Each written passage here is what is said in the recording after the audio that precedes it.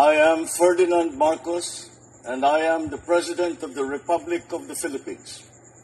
I stand today on behalf of 110 million Filipinos.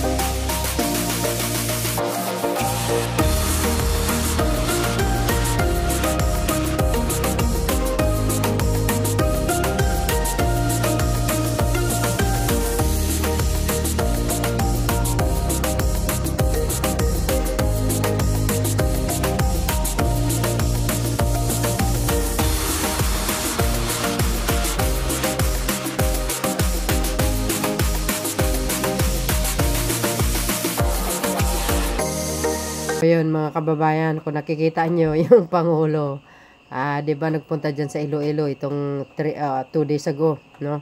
So grabe inaugurasyon po ng Peaceport ng Iloilo, sobrang lawak.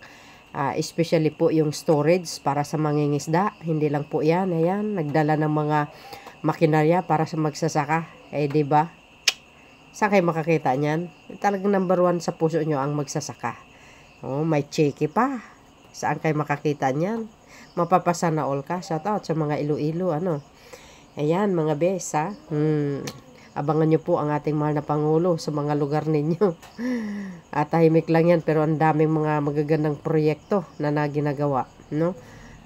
Yung mga anti-Marcos lang, talaga sinasabi nila, wala daw ginawang Pangulo. Talaga lang, mag-research kayo para may alam naman, di ba?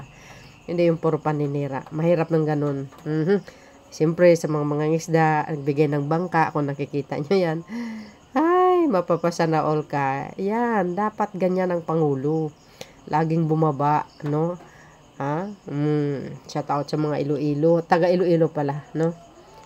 Sa pagbabago nitong facility na ito, marami tayong maaring gawin na hindi natin kayang gawin noon.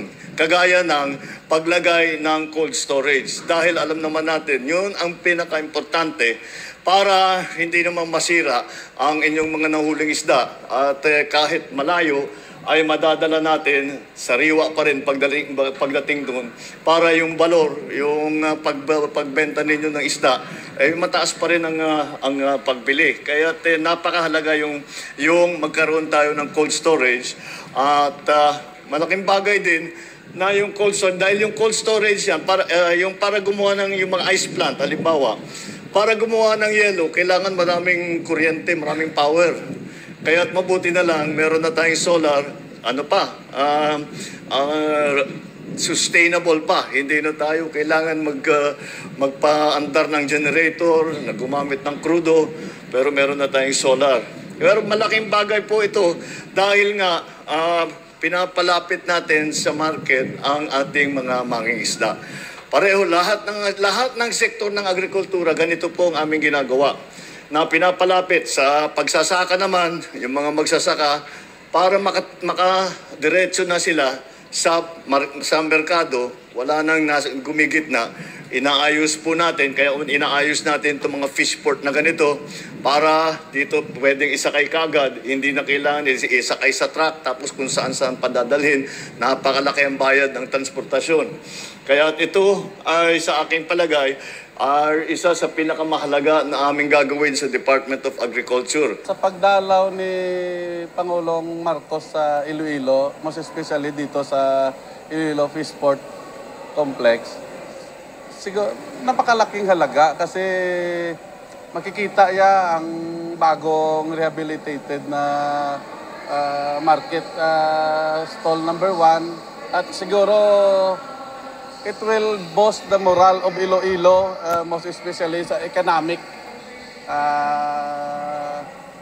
part na sa siguro at least first time, second time to ng isang presidente na sa ngayon nga nakabisita. Ang last kasi nakabisita dito si President Ramos pa eh.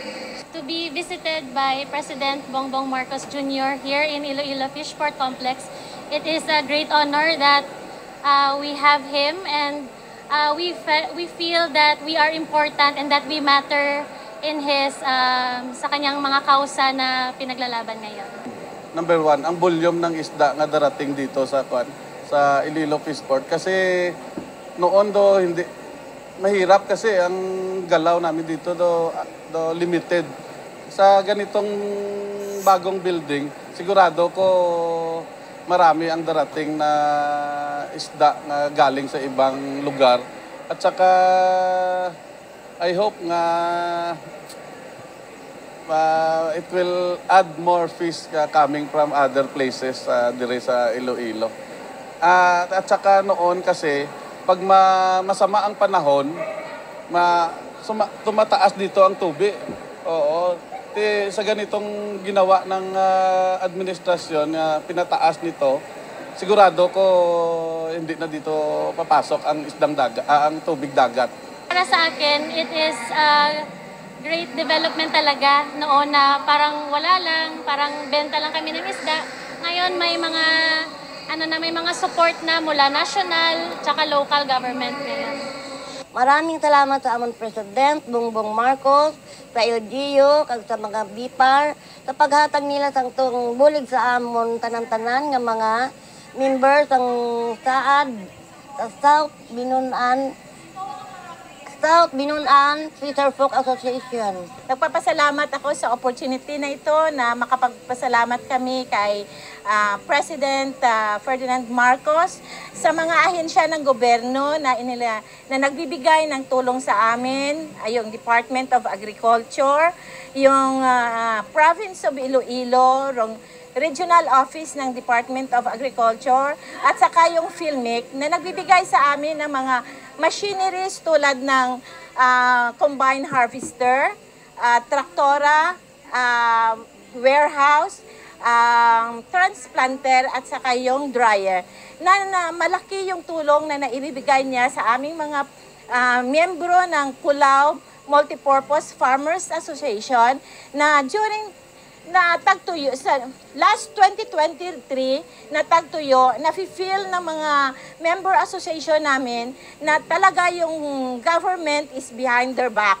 Wow. Damo gid nga salamat kay Presidente Bongbong Marcos Jr. kag sa bilog nga Department of Agriculture kag sa PFDA. Madamo gid nga salamat. Rinig nyo yun? Kung gaano in-appreciate ng mga Ilonggo si Pangulong Marcos Jr. Dati-rati yung fishport nila napakasikip, maliit, sabi ng mama. Ngayon, ang luwag, pinalaki ng Marcos administration. Plus, yung kanilang storage. Di ba? Ang ganda kung nakikita nyo.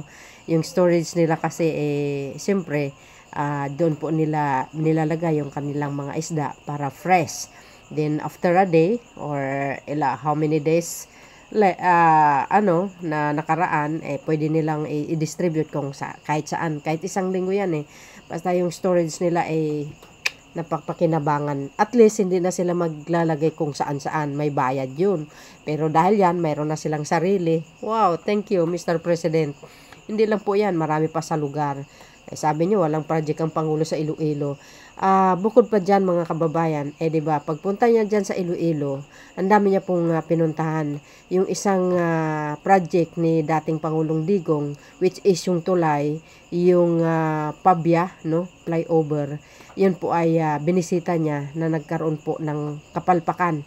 So hanggang ngayon hindi po nadaanan. So alam po natin, the President Ferdinand Marcos Jr. to the rescue, and for sure, gagawin po yan ng Marcos administration yung tulay. And at the same time, mga kababayan, hindi lang po yan, no?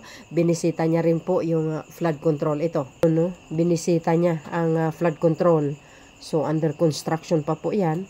Kasama niya po si Secretary Bunuan. Diyan po yan sa, ayan, I think, Tansa, no? Iloilo. So, ayan, kumakaway pa. Sabi sa inyo, mga kababayan, kaya maging maingat sa yung mga contractors dahil ang Pangulo nakamonitor. Sabi ko nga, lagi sa video ko, ang Pangulo ay napaka-mitikuloso po yan. Kaya bibisitahin yung mga big projects niya. Kaya talagang magiging alerto kayo mga contractors dahil bawal ang kurakot sa kanya administrasyon. So, ayan po, no? Ayan ang, kung nakita nyo, yun, no? Yung, ayun, no? Oh, yun. Ang laki ng Peaceport nila, yung storage. Cold storage nila, napakaganda. Ayan, no? Talagang tinitingnan niya. Ganda ng Iloilo din, no? Shout out sa mga Iloilo, sa mga Ilonggo pala. Shout out po sa inyong lahat, no? So, marami pong natuklasan ang Pangulo, actually, mga kababayan, yung mga palpak na project ng mga nakaraan. Ayan yung storage nila, ang laki, di ba? Yung white na yun. Tsaka yung Peaceport nila. So, talaga naman, ang Pangulo talaga nag-inspection yan, mga kababayan, sa totoo lang. Kaya, sa mga big projects niya, hindi kayo makaisa, dahil nakamonitor po yan. So, yun, mga kababayan, ang aking pinaka-latest updates. See you again on my next upload. Bye. And, babus, karugtong po nung unang video ko ito. Salamat po sa inyo. Don't forget to likes, guys, ha? And follow me. Babus, and God bless Philippines.